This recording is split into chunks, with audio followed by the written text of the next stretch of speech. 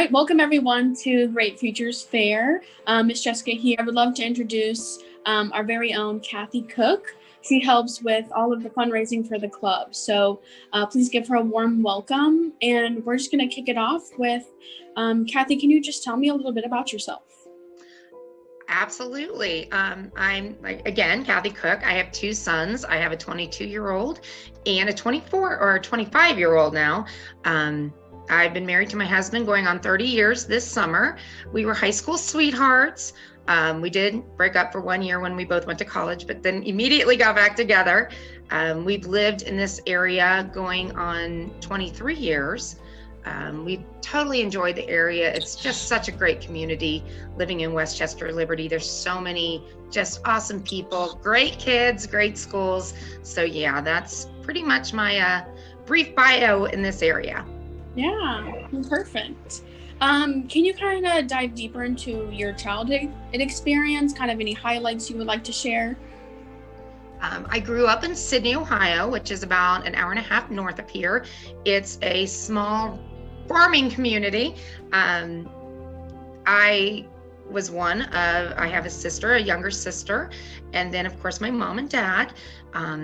I, however, did spend a lot of time with my grandmother. I would say she's the one that raised me. She just has always had a special place in my heart.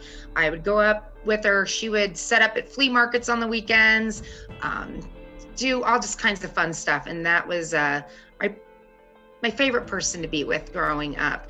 As I got older, I was extremely involved in activities in high school. I've never changed a bit. I was an organizer of our prom. I, was president of our choir. I was treasurer of our class. I just have always been that person that wants to get involved and do stuff. So I can say that I haven't changed much since I was a child. I've gotten more outgoing though. And then I went to University of Missouri to study broadcast journalism. And Brant and I decided to get engaged. So I came back to Ohio because he was going to go to law school. I went to one semester at Bowling Green University, and then I ended up at Ohio State University myself, and I graduated with an English degree with about 50 minors because I'd been in college for so long. So as I always told my kids, some things, what your path is supposed to be is not always what the normal path is. It took me 6.5 years to get through college. I worked many part-time jobs getting through college. Brant was in law school, so I was pretty much the money maker, but I still stuck with part-time school and I made it. So yeah, that's one thing that I would say, that just always having that belief that I could do it and make it through, that's continued definitely through now. Sometimes, like I said, somebody might think that this is the path you need to be on. You got to make it your path, and then it works out at the end of the day. So yeah. No, I love that. And it sounds like you were super involved growing up, and like you mentioned, you are still today. Can you kind of talk on any challenges that you faced kind of in school, any hiccups that you went through and how you overcame them? Yeah, I was, my father actually was in Vietnam. So I was born when he was over there.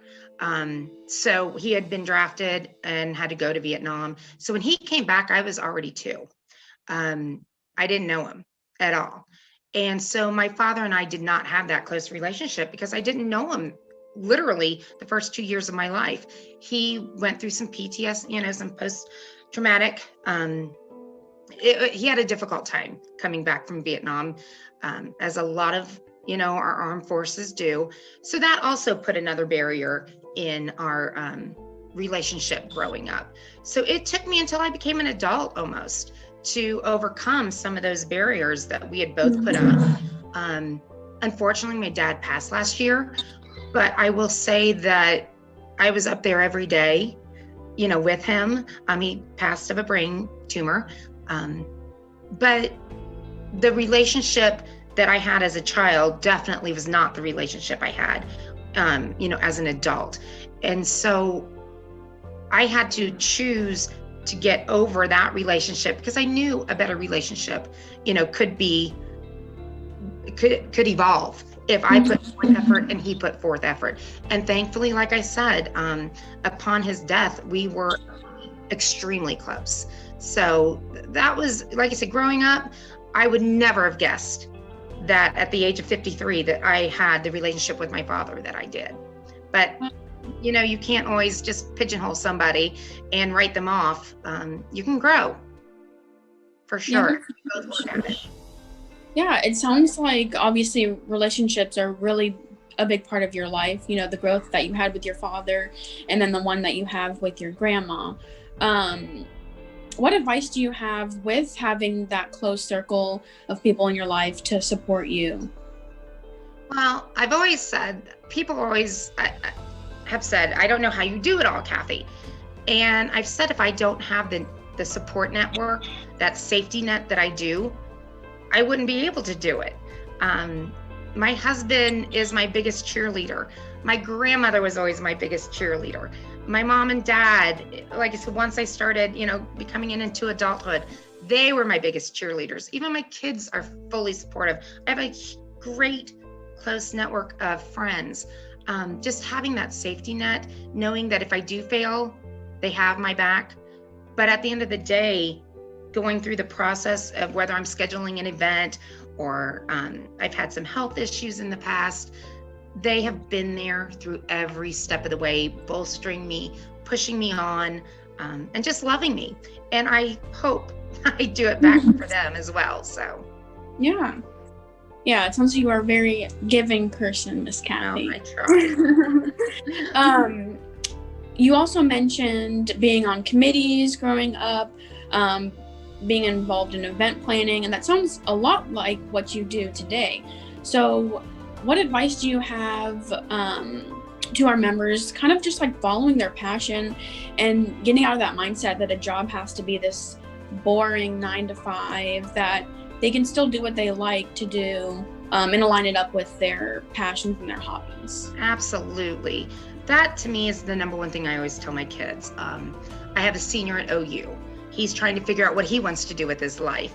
And then even my son, who did graduate from UC a few years ago, who's now substitute teaching, Alex Cook. Some of you may know him, Mr. Cook.